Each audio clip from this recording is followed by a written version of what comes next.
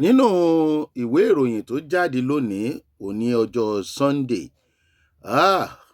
Daily Post gbé ìròyìn kan,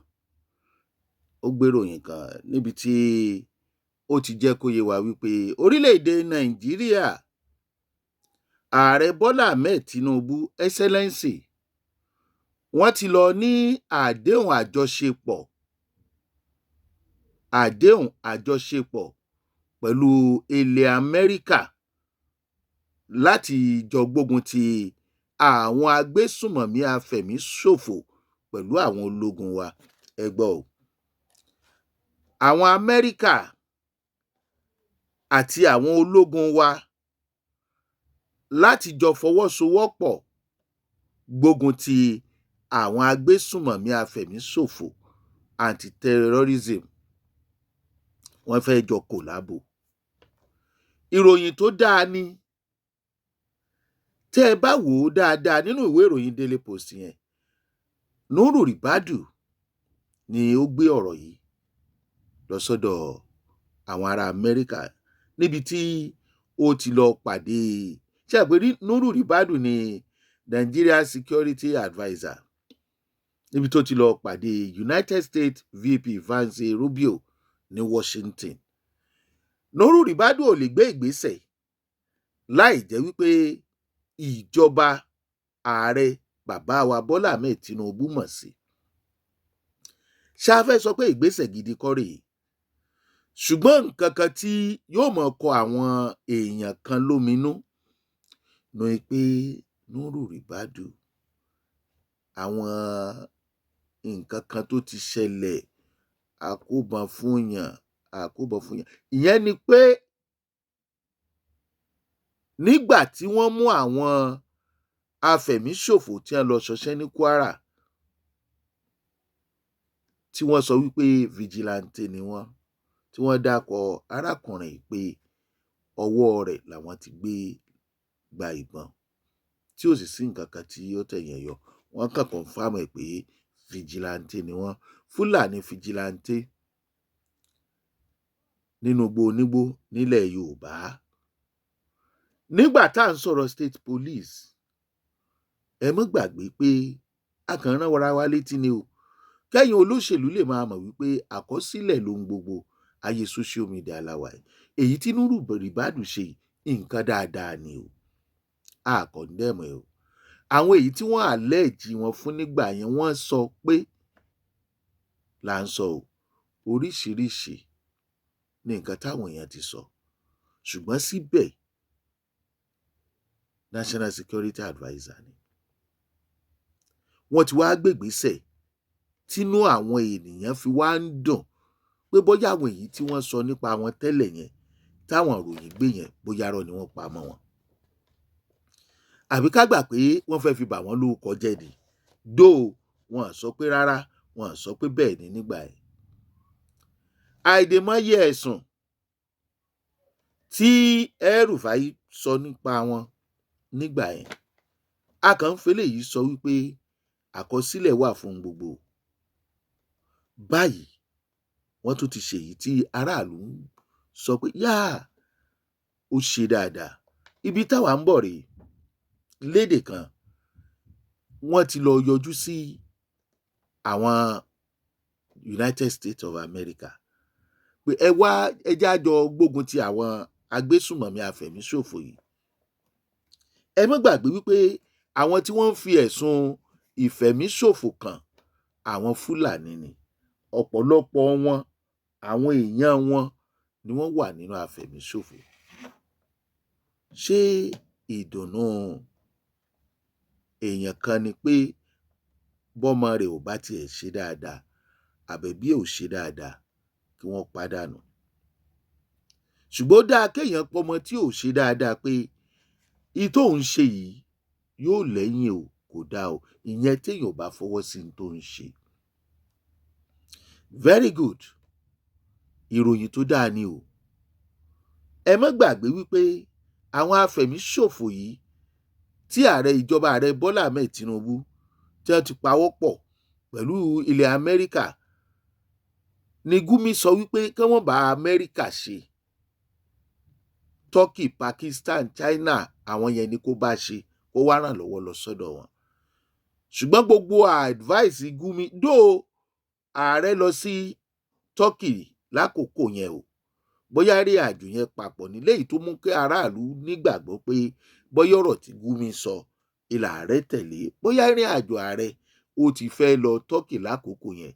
Ṣùgbọ́n o, tẹ́ ẹ bá lè rán mi létí lábẹ́ comment section, kí ni ààrẹ Turkey nígbà tí ààrẹ Bọ́lá Ahmed Tinubu tí wọ́n jọ fọwọ́ bọ̀wé táwọn ò sí ńbẹ̀ táwọn mọ̀wé tí wọ́n fọwọ́ bọ̀ tó jẹ́ pé àkàn rí pé wọ́n jọ wà lórí social media ni allegedly, kí ni ààrẹ yẹn sọ?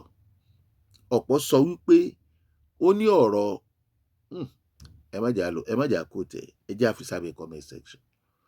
Now, alàgbà Nuru Ribadu, ẹ kú ọmọ ṣe o, ẹ ti ṣe léyìí, ìbẹ̀rẹ̀ kì í ṣoníṣẹ́, ibi à ń bọ̀ nìyẹn.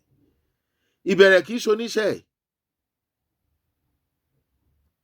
Kí ló ń fa Afemisofo gangan? Ìjà àti mọ̀. Béèyàn bá pèlú ọbẹ̀ tó bá gbómi léná, omi yẹn á kàn ó lásán dànù ni. Béèyàn ò bá pèlú ọbẹ̀ tó bá gbómi léná, orí asán ni. Ǹjẹ́ ti mọ cause? Torí ọ̀pọ̀lọpọ̀ ń sọ pé wọ́n fẹ́ sọ orílẹ̀-èdè Nàìjíríà di ẹlẹ́sìn kan. Ìdí wo lẹ fẹ́ fi gbógun ti àwọn agbésùnmọ̀mí Afemisofo? Kí ni wọ́n sọ pé àwọn ń fẹ́? Ǹjẹ́ ẹ ti gbà wípé nǹkan tán láwọn ń fẹ́ yẹn ló ń dá wàhálà lẹ̀? Ẹ gbọ́ o, nígbà tí Sultan tó ń dìfẹ́ǹdì àwọn mùsùlùmí,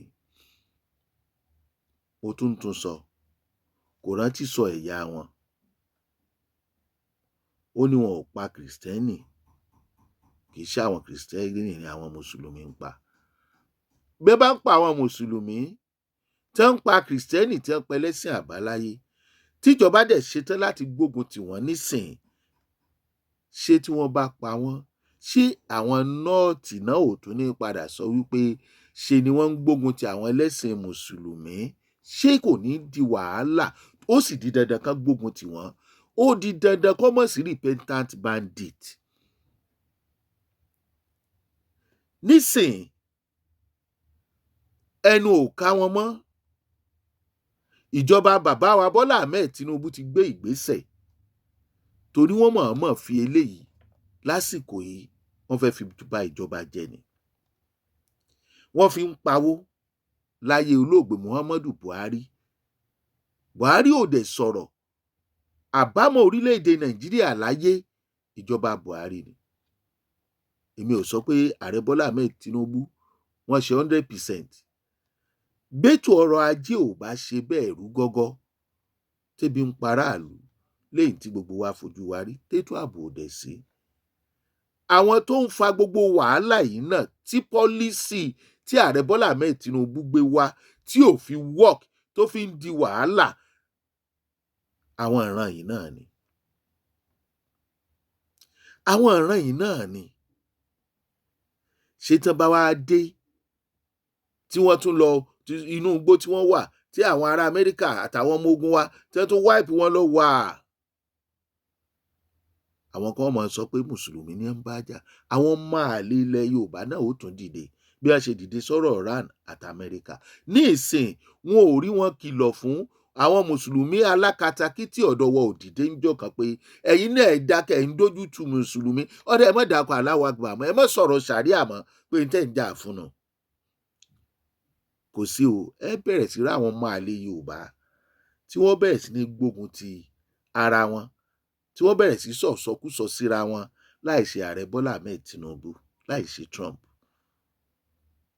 Ẹ já padà sórí ìbéèrè wa. Àti dúpẹ́ lọ́wọ́ Ribadu. Kán jẹ́ kó ṣeé ṣe délẹ̀, kó jẹ́ èrò aráàlú àti tìjọba tí wọ́n lọ sojú nílẹ̀ Amẹ́ríkà ni wọ́n kọ sínú ìwé ni wọ́n gbé kalẹ̀.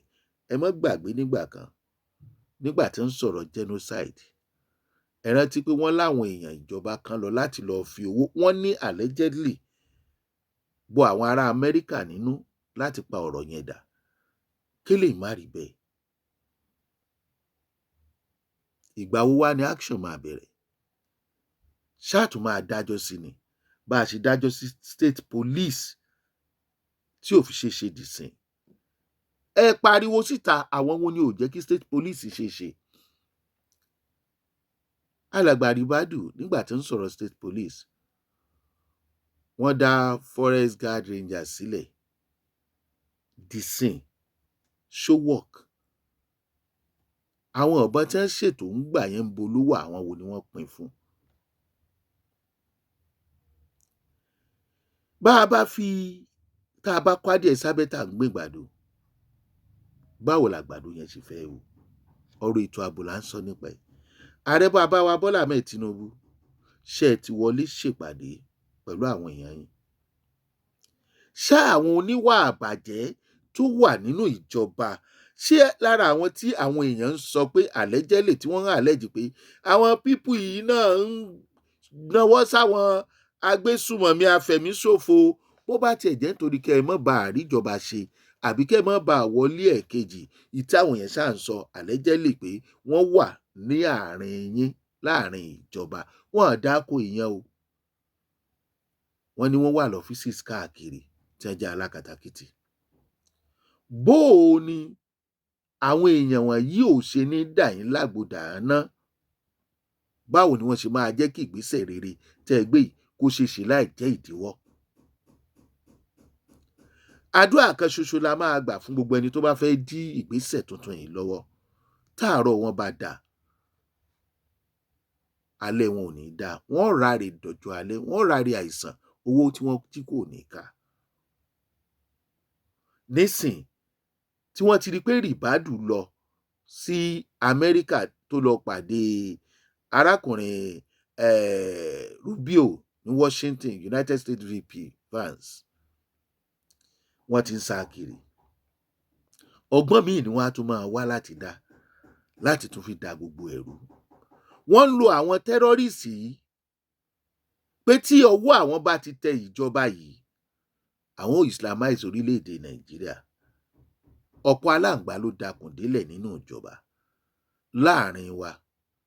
Nínú àwọn tí ààrẹ Bọ́lá Ahmed Tinubu Excellency ń rán níṣẹ́ tí ń kó ètò ààbò lé lọ́wọ́. Àmì ìtinúrun o. Ọlọ́run ló mú èèyàn rí, ta lè èèyàn rí ò wọ́pọ̀.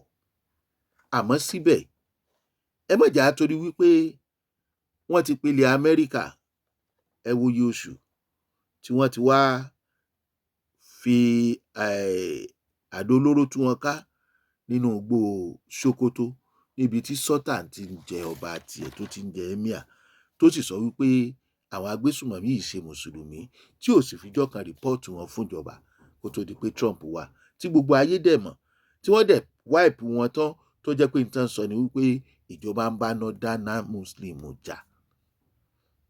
Ẹ má jẹ́ kí wàhálà ò dé sí wa nílẹ̀ Yorùbá. Ẹ má jẹ́ kán gbalẹ̀ wa. Ẹ má túra lẹ̀. Ẹ má sùn kẹ́ ẹ máa han oorun. Nítorí pé tó bá bójú, á bámú, ohun aburú ò ní bá wa o. A dúpẹ́ lọ́wọ́ Ribadu, a dúpẹ́. Ṣùgbọ́n gbogbo ohun tá a sọ yìí bitter truth ni nínú àwọn nǹkan tí wọ́n ti allege tẹ́lẹ̀, tí kóòtù tí wọ́n lọ kóòtù tí ò sì dá wọn lẹ́bi. Bóyá òótọ́ ni, bóyá arọ́ ni a mọ̀. Ṣùgbọ́n àwọn náà ni wọ́n lọ ṣojú wa láti sọ̀rọ̀ nípa ètò ààbò àti gbógun ti àwọn afẹ̀míṣòfò. Ibi tá a fi kọ́ sí, Ọlọ́run ní jẹ́ ó rí bá wa lórí o. Ìfura lòògùn àgbà. Pánsá ò fura pánsá jáná. Àjà ò fura àjà jìn o. Bólé ò bá fura olè ní oko. Ẹ̀yin ọmọ Yorùbá ló kàn mí jù. Ẹ má jẹ́ kí olè ó kó wa kí pánsá wa ò fura o. Bitter truth lètò. Ṣeun Agboola lórúkọ tèmi. Ìwé ìròyìn Daily Post ló gbé lónìí wípé bàbá wa adviser fún ètò ààbò Ribadu, wọ́n ti lọ ṣe ìpàdé pọ̀ lórúkọ ààrẹ orílẹ̀-èdè yìí pé a gbọ́dọ̀ gbógun ti àwọn afẹ̀míṣòfò. À ń retí ẹ má jẹ́ ó pẹ́ o, a ṣe ṣe. Ọlọ́run á kún yín lọ́wọ́ ṣiṣẹ́.